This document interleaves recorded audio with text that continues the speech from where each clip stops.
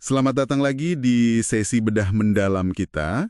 Kali ini ada materi menarik ya, dari Abdel Kader Hacacna.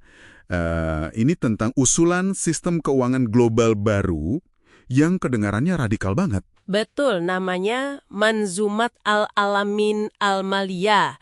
Ini mencoba menggabungkan prinsip Islami dengan teknologi modern. Tujuannya katanya untuk merombak ekonomi global gitu ya.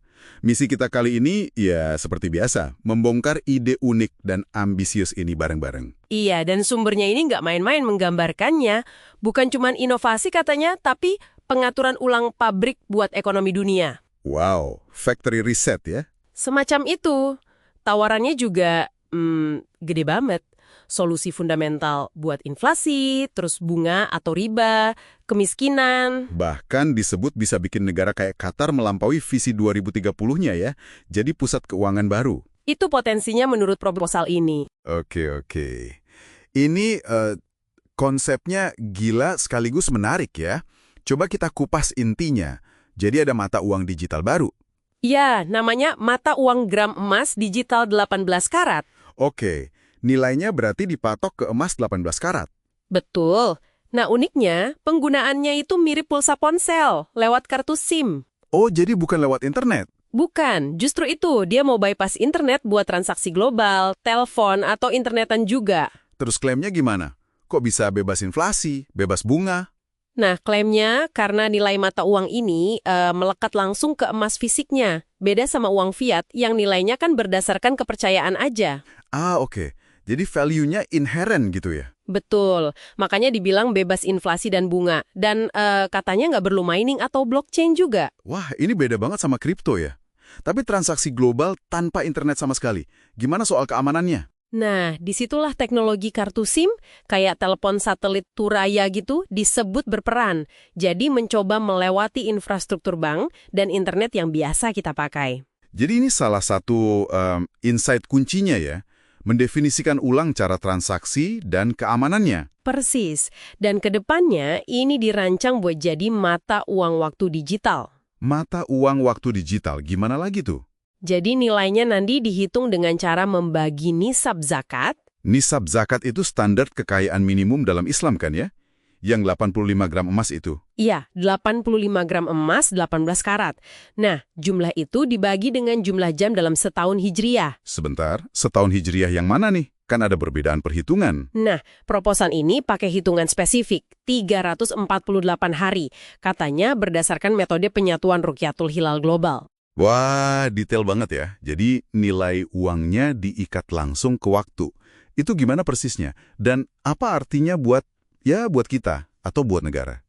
Persis. Jadi insight dasarnya itu mengaitkan nilai uang ke waktu biar kebal inflasi secara inherent. Ini pendekatan yang beda banget dari sistem moneter manapun yang ada sekarang. Terus implikasinya apa? Implikasinya, sistem ini menjanjikan inflasi 0%. Bunga atau riba juga 0%. Bahkan pajak, bea cukai, biaya bank juga 0. Itu, kedengarannya luar biasa ya. Hampir utopis. Haha, iya kedengarannya begitu. Sumbernya ngejelasin nggak? Gimana mekanisme negara bisa jalan tanpa pajak sama sekali? Buat layanan publik, infrastruktur gitu. Sumber ini nggak merinci banget soal pengganti pajak itu. Tapi fokusnya lebih ke sistem zakat otomatis buat ngatasin kemiskinan. Oke. Zakat otomatis. Terus ada skala gaji berbasis emas, maksimalnya setara 85 gram emas 18K itu. Katanya biar adil. Sama ada opsi pensiun instan kalau tabungan tahunan di bawah nisab. Pensiun instan. Menarik. Dan lebih jauh lagi, ini membayangkan penghapusan dokumen fisik total. Semuanya pakai biometrik. Biometrik? Kayak sidik jari, mata gitu. Lebih dari itu. Sidik jari, mata, wajah, suara, bahkan analisis darah dan pola gerakan. Wow, analisis darah sama pola gerakan itu udah kayak di film fiksi ilmiah aja. Gimana penerapannya coba? Nah, sumber ini bilang nanti AI yang akan kelola semua itu, termasuk manajemen kekayaan sama pembagian zakat otomatis tadi. Jadi AI berperan besar ya? Banget. Terus, negara anggota Federasi Bank Globalnya dijanjikan dukungan finansial bulanan. Dukungan finansial dari mana? 2,5% dari total simpanan warganya. Ditambah pembiayaan proyek 100% pakai skema murabahah. Murabahah itu akad jual beli transparan kan ya? Betul. Yang pembagiannya 51% bank, 49% nasabah. Oke, nah ini nih bagian yang sangat menarik. Proposal ini katanya pede banget bisa bikin bank konvensional sama kripto punah. Itu klaimnya. Mereka bahkan nawarin hak kekayaan intelektual sistem ini buat dijual. Dijual? Harganya berapa? Fantastis. 1 triliun euro buat kepemilikan penuh. Tapi ada opsi cicilan juga berdasarkan persentase pendapatan si pembeli nanti. 1 triliun euro? Gila. Ini membawa kita ke pertanyaan penting sih ya, soal kelayakannya. Apa mungkin diadopsi sistem seradikal ini? Nah, itu dia pertanyaannya. Poin krusialnya kan, model ini benar-benar mendefinisikan ulang konsep kekayaan itu sendiri. Maksudnya? Ukurannya bukan lagi sekedar berapa banyak uang yang kita punya secara nominal.